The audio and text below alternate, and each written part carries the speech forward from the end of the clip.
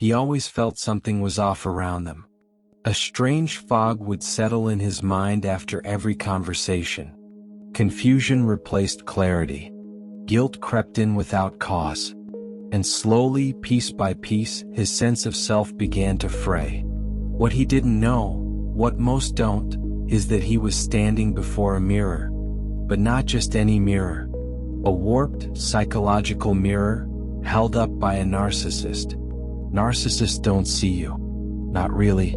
They reflect you, or more precisely, they reflect your deepest wounds, your hidden insecurities, your unhealed past. Their charm? A carefully crafted illusion. Their love?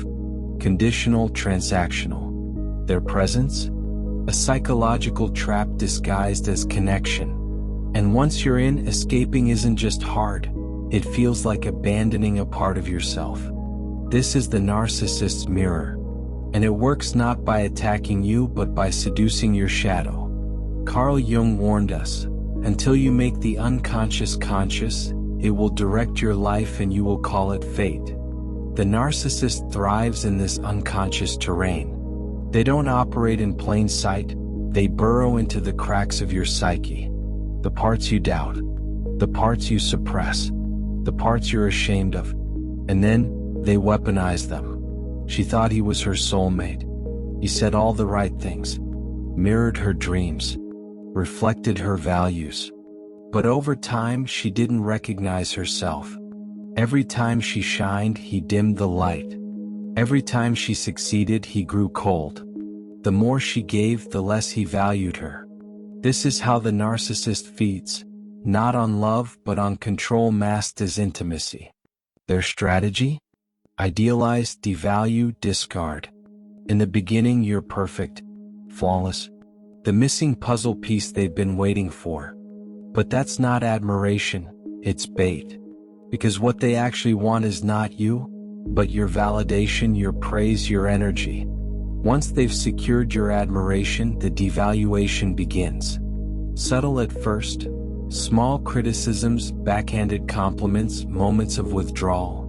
And you, desperate to return to the idealized phase, start working harder, trying to please someone who cannot be pleased. This isn't a relationship. It's a performance. And you've been cast in a role you never auditioned for. Jung called this projection. But in the narcissist's hands, projection becomes weaponry. They accuse you of being selfish, while they drain your empathy. They call you controlling, as they tighten their grip.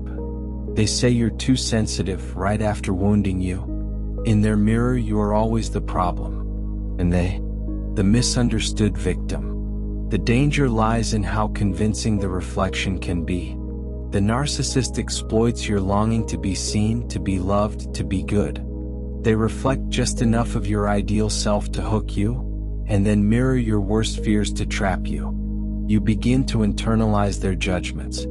Their voice becomes your inner critic, and you no longer trust your own perception. You ask, am I too much? Am I the toxic one? Why am I always the one apologizing? This erosion of self is not accidental. It's the design. Because a fragmented self is easier to control. And here's the darkest truth. Most narcissists don't know they're doing it. They are victims of their own grand illusion.